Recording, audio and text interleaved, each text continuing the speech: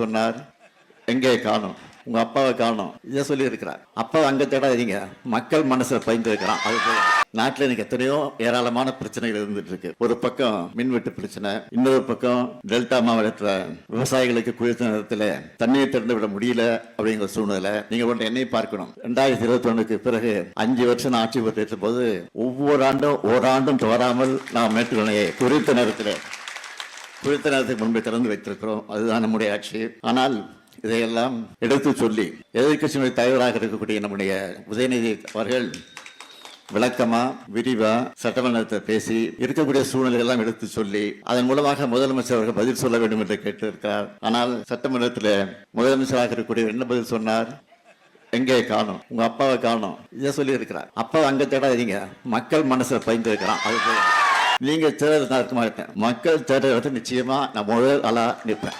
சட்டமன்றத்தில் நான் இருந்தாலும் இல்லாவிட்டாலும் இன்னைக்கு நான் மக்கள் மன்றத்தில் இருக்கிறேன் என்பதை மாத்திரம் எனக்கு எடுத்து சொல்கிறேன். நான் அரசியலுக்கு கிட்டத்தட்ட 60 வருஷம் இருக்கு. ஆக அந்த 60 வருஷமா மக்களாக தான் இருந்து கொண்டிருக்கிறேன். ஆட்சி இருந்தாலும் இல்லாவிட்டாலும் நாட்டு மக்களுக்காக பணியாற்றக்கூடியவர்கள் தான் திராவிட முன்னேற்ற கழகத்தை சார்ந்த இந்த நேரத்தில் எடுத்து சொல்லி ஒவ்வொரு மாவட்டத்திற்கும் நான் முதலமைச்சராக இருந்தபோது 4-5 முறை சென்று ஆய்வு நடத்தி, இன்னும் சொல்றேன், நான் முதலமைச்சராக இருந்தபோது 5 வருஷத்துல நான் நடத்தின மாதிரி ஆய்வு கூட்டம் எந்த முதலமைச்சர் எடுத்திருக்க மாட்டாங்க.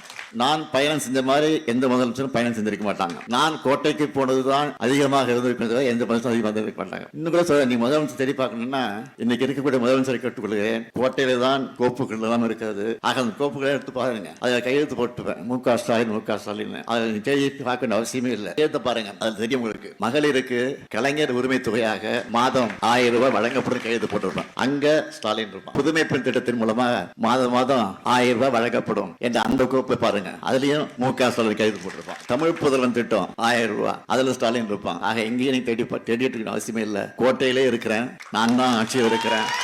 இன்னும் சொல்றேன், அண்ணா சொல்லி இருக்கிற ஒரு வாரம் சொன்னார். அண்ணா சொன்னார், தமிழ்நாட்டிற்கு தமிழ்நாடு என்று பெயரை சூட்டி இருக்கிறேன், இது போது எனக்கு வாழ்க்கையில. ஆக நான் ஆட்சியில் இருந்தாலும் இல்லாவிட்டாலும் தமிழ்நாடு என்று பெயர் சொல்றதுக்கு என் பெயர் இருக்கும் சொல்லி இருக்கிறாரு. அது மாதிரி மகளிர் உரிமை திட்டம் இருக்கிற வரைக்கும் இந்த ஸ்டாலின் தான் முதலமைச்சர்.